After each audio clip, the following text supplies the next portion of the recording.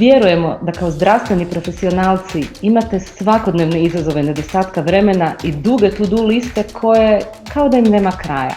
Ali imate li spremnu not to-do listu?